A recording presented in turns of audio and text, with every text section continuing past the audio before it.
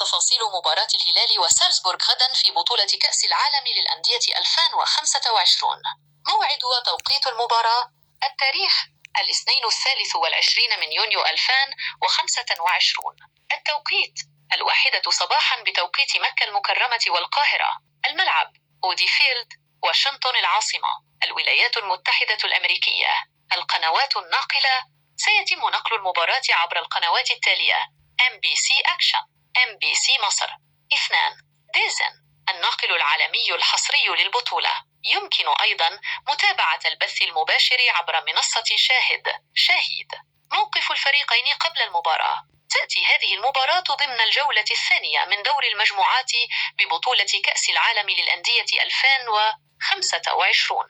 موقف الهلال: يحتل الهلال المركز الثالث في المجموعة الثامنة برصيد نقطة واحدة.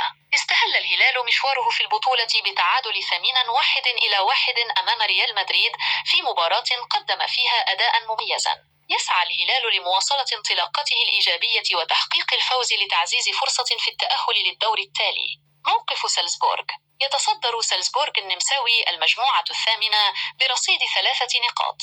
حقق سالزبورغ فوزا مهما في مباراته الأولى على باتشوكا المكسيكي بنتيجة 2-1. يعتبر سالزبورغ هذه المباراة مفتاح التأهل للدور القادم، حيث أن الفوز سيضمن له التأهل. بشكل عام، تعتبر المباراة حاسمة لكلا الفريقين، حيث يسعى الهلال لتحقيق أول فوز له في البطولة، بينما يسعى سالزبورغ لتأكيد صدارته وضمان التأهل.